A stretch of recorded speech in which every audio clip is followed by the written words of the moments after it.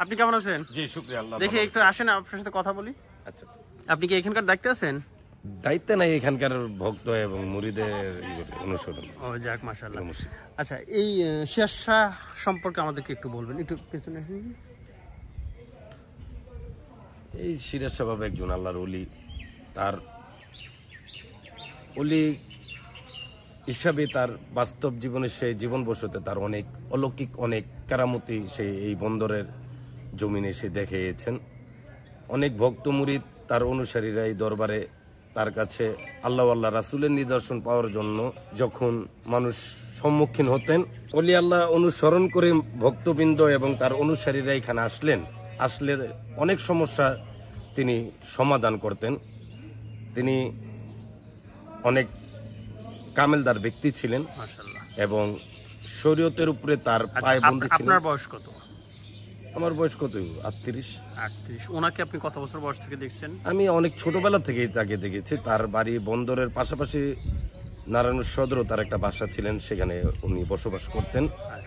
তারে মানে আপনার জ্ঞান হওয়ার পর থেকে নিজের চোখে আপনার দেখার সৌভাগ্য হয়েছে। দেখা উনি যখন জীবিত ছিল তখন আপনি আসলে কি দেখতেন? উনি কেমন কি করতেন? খুব মানে শরীয়তের উপরে তার খুব পায়বন্দী ছিলেন। তরিকাটা একটি হক পথ, যেই পথটা মানে মানুষকে দুঃখ দেওয়ার জন্যই ইসলাম নয়, মানুষকে হাসি খুশি এবং সঠিক পথে চলার নামই হচ্ছে ইসলাম। আচ্ছা, যেমন যুগে যুগে এবং ইহুদি নাসারা কাফের বেঈমানরা আমার হুজুর পাক সাল্লাল্লাহু আলাইহি ওয়াসাল্লামকে আলামিন হিসাবে স্বীকৃতি দিয়েছেন, যেন আলামিন শব্দের অর্থ বিশ্বাসী। এবং আমার পীর মুর্শিদ সিরাজুল ইসলাম আল কাদের ওয়াল চিশতি আমাদের হুজুর পাক সাল্লাল্লাহু আলাইহি ওয়াসাল্লামের পথমত চলা এবং সুন্নতটাকে অনুসরণ করে সে বলেছেন, জানি ফুলের সুবাস হয়ে মানুষের পাশে থাকবে, ধন্যবাদ, কিন্তু ফুলের কাটা হওয়ার কোনোদিন চেষ্টা করবে। আচ্ছা, আপনি আগে কি করতেন? এখানে আসার আগে, মুরিদ হওয়ার আগে আপনার পেশাটা কি? আমার ব্যক্তিগত পেশা মানে স্টুডেন্ট লাইনের চলার পর আমি একটা মিনি গার্মেন্টসের মালিক নারায়ণ সদরে।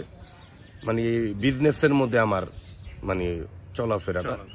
তা আমার মুর্শিদ কেবলা হচ্ছে যে আমাদের তরিকার সিলসিলার কাদরিয়া ভান্ডারের সিরাজ সাহেব বাবার আস্তানার মেইন আমাদের ইটা হচ্ছে যে আমরা মানুষকে সঠিক পথে আনার জন্য আমরা মানুষকে ডাকি। সঠিক পথে হচ্ছে হুজুর পাক সাল্লাল্লাহু আলাইহি ওয়াসাল্লামের সুন্নত, নামাজ, হজ, যাকাত, মানুষের ভালো কাজে উৎসাহিত করার জন্য। আচ্ছা, যে সিরাজ সাহেব যখন জীবিত ছিলেন, উনি মৃত্যুর আগে কি বলে গেছেন যে উনি মৃত্যুর পরে এরকম একটা মাজার শরীফ বা দরবার শরীফ করার জন্য? পৃথিবীতে অনেক ওলি আল্লাহ দুনিয়াতে আসছেন, কিন্তু আমার পীর মুর্শিদ জীবিত অবস্থায় সে একজনই বাংলাদেশে ওলি ছিলেন। সে যেন এখানে বিশ্রাম করবেন, আরাম করবেন, সেই দরবারটা নিজেই কইরা থুয়ে গেছে। এটাও তার একটা কেরামতি।